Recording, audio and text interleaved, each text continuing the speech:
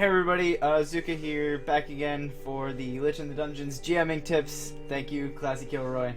I'm using his setup today because I'm out and about, and he doesn't have a mic or a webcam. Yeah, my co-host absconded with those. So I'm using his rig right now. So big thank you to him. I will put a link to his channel down in the description.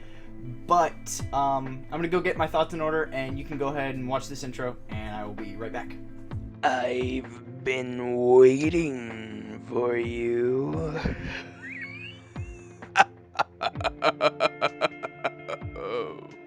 Alright, I think I have everything in order.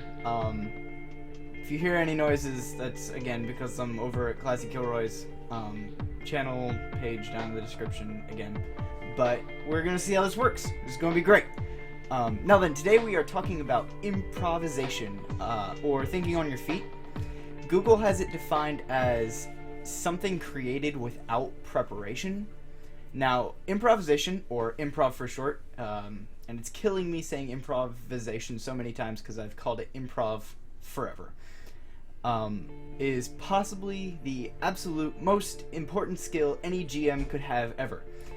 More than map foo, more than dungeon design or creative writing, more than acting or anything else in our massive list of required skills and hats that we wear, improv is the absolute most important. And there's but one reason for that, and that is what I call the golden rule of GMing.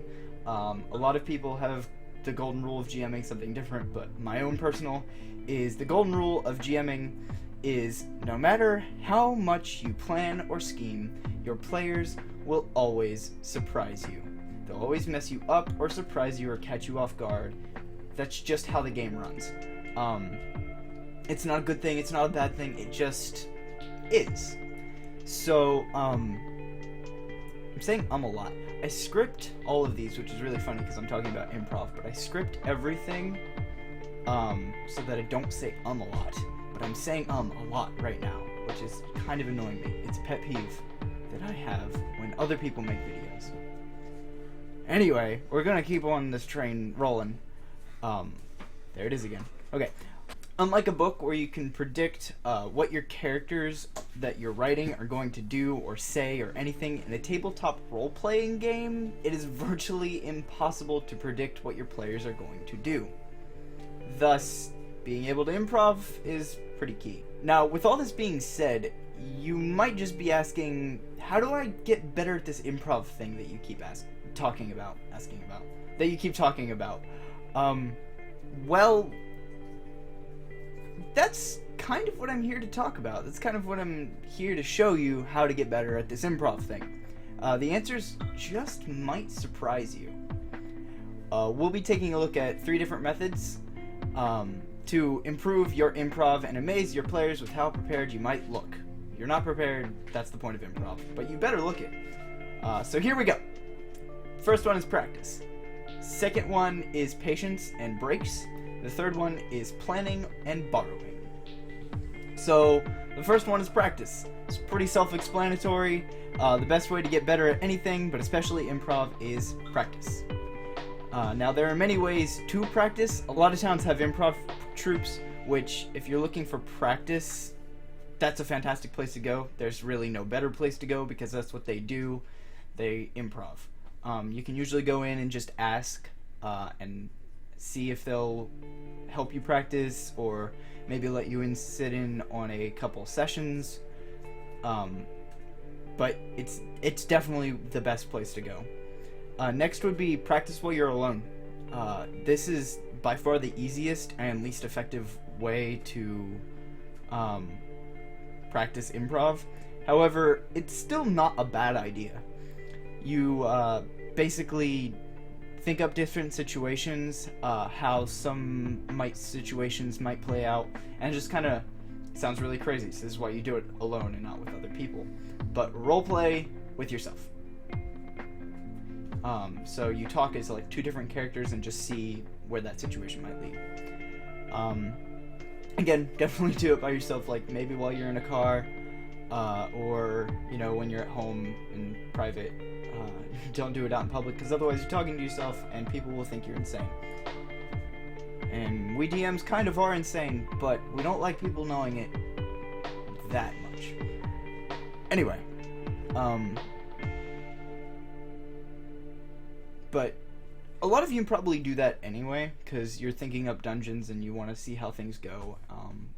But it's still a great idea to continue that and continue the process.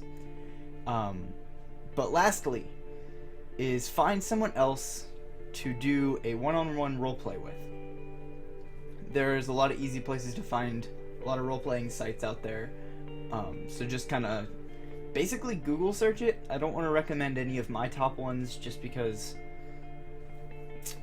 YouTube life, private life, they are separate for a good reason. No GMs, no, just story-driven roleplay, freeform cooperative storytelling. It'll really change the way that you think and the way that you improv. So it's just a fantastic idea, and if you're not doing it already, do it. It'll definitely help in all of your improving situations that you need. So second, after practice, is patience, or breaks. Once you begin applying your newfound improvisational skills to the games that you run, you must first be patient with yourself. It's pretty hard at the beginning. Tell your players you would like to work on improv, and they should be all too willing to help you out, unless of course your players are general dicks, in which find a new playgroup. I'm just kidding. No, but seriously, if your players aren't willing to help you out, they're jerks. Yeah, I'm not kidding on that.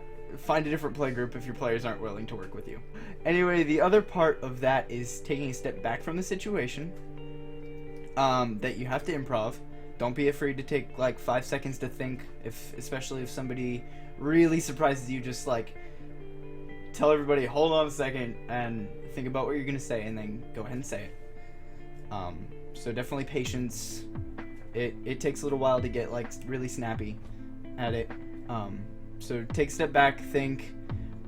Sometimes admit you're not quite sure where to go, and maybe somebody will have a good idea.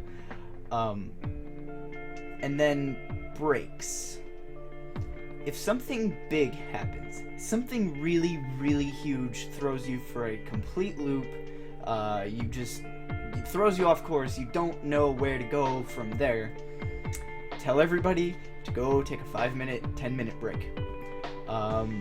Go get some snacks, go to the bathroom, give yourself some time to think about how you handle everything and what to do. Breaks.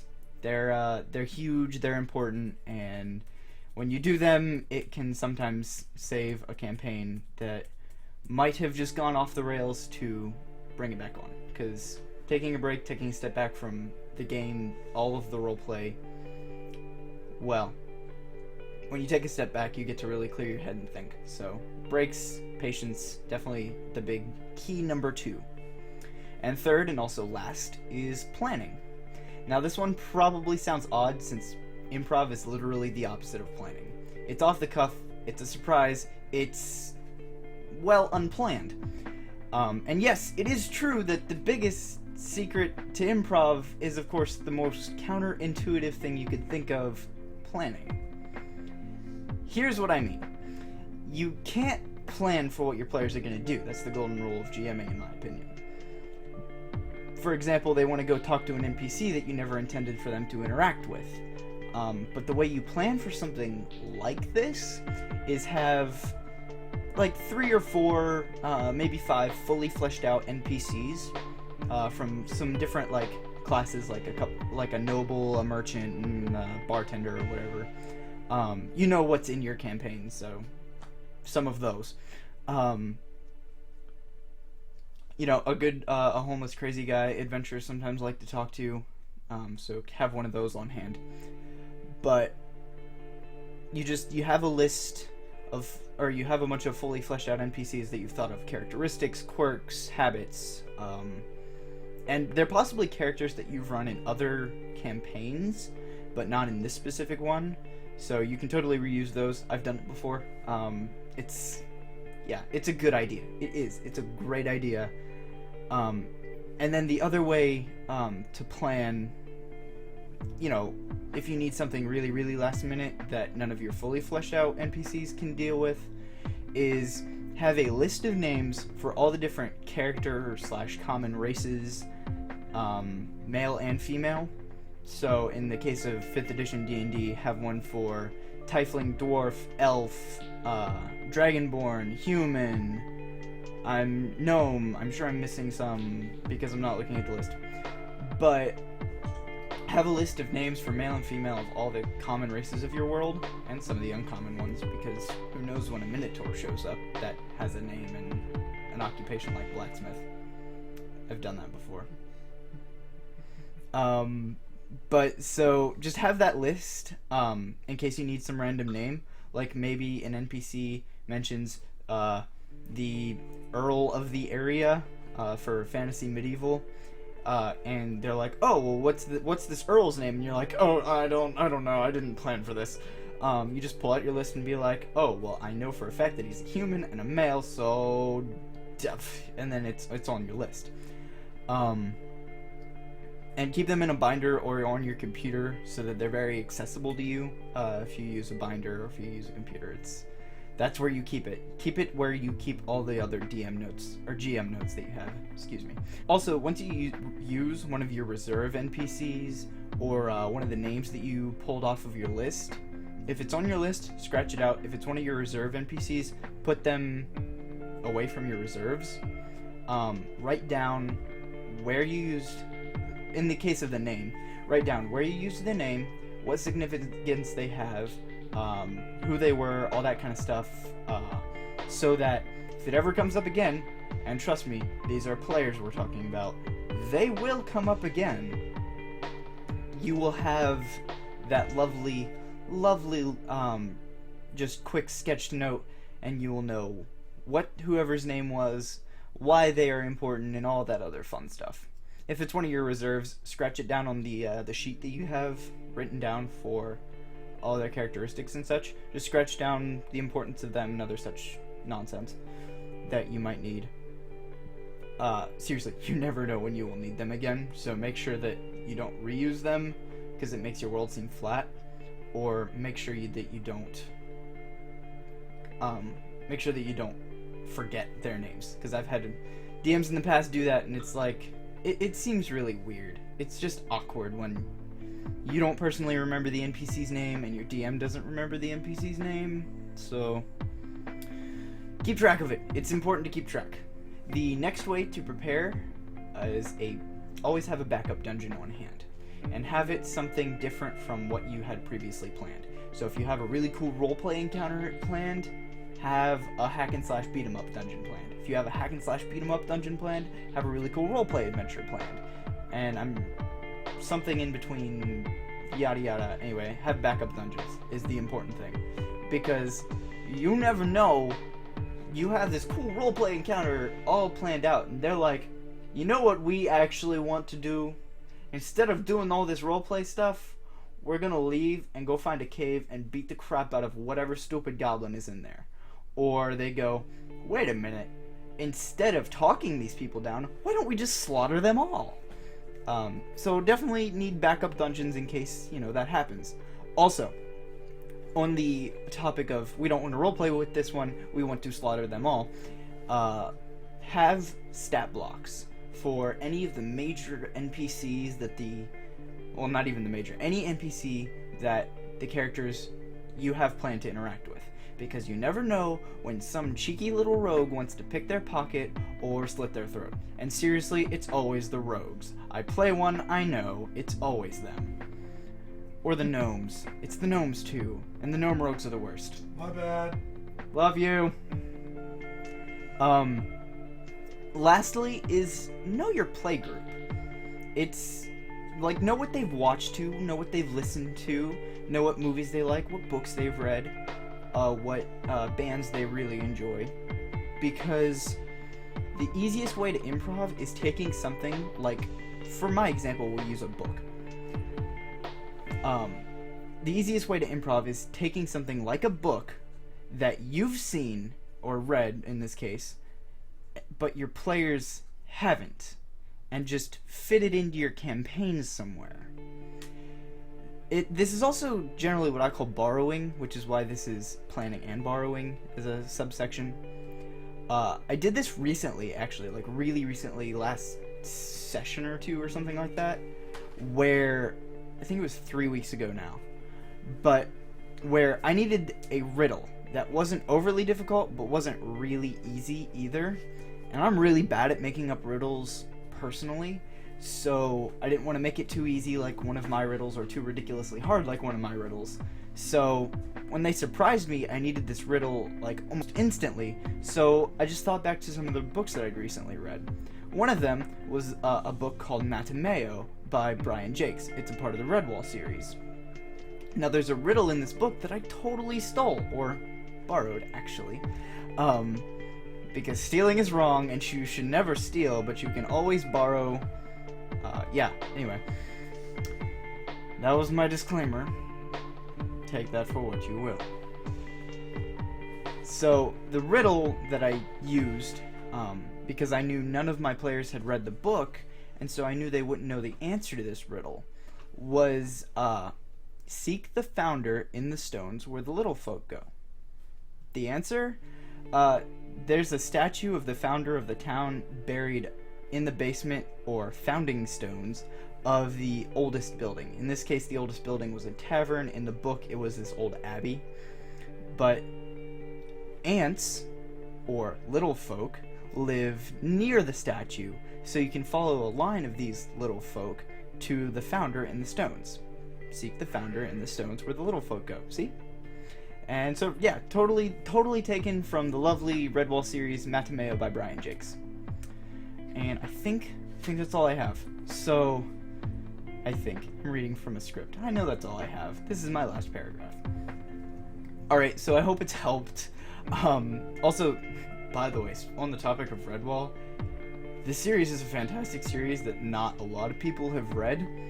So, if you want some fun arcs, NPCs, riddles, who knows what, just take a read of this series. You might be surprised on what you find. It's technically a kids series, but there are a lot of cool stuff for fantasy, medieval, and a lot of other stuff too that you can totally take from and borrow from. So give it a read. It also happens to be my favorite book series, so I'm shamelessly plugging it right now.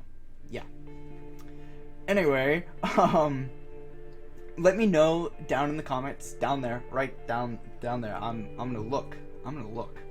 But let me know if you use any of the tactics or the others that I've listed here, or any other tactics that you might have like thought up, because I always love hearing new improv tactics. Also, I was a part of this thing called forensics in high school, which is a really long story, but that's where I learned a lot of my improv skills. That's actually where I learned like everything about improv ever, which was a lot of fun. But so I can have that to thank for this entire video. So I learned all about planning and practice and all that such. But so let me know if you have any other tactics that maybe I didn't cover here, or maybe I never thought of how you can improve your improv, and how you can use improv in your campaigns. I'm sure that you've used improv in your campaigns, so let's chat about it. Let's get the ball rolling here. Let me know what you've done, how you've done, other tips for improv, all that good stuff that I've blabbed on about forever. And also let me know if you want to see any specific GMing tip in the future. I'm always looking for ideas because I'm really, really awful at ideas and thinking of them and all that such good nonsense. So if you want to see a tip, let me know down in the comments, and I will see what I can do. I'll either answer it right away, or I'll make an entire video on it, and you can feel special because I will feature a screenshot of the question in the video so that I can prove that it was actually a question.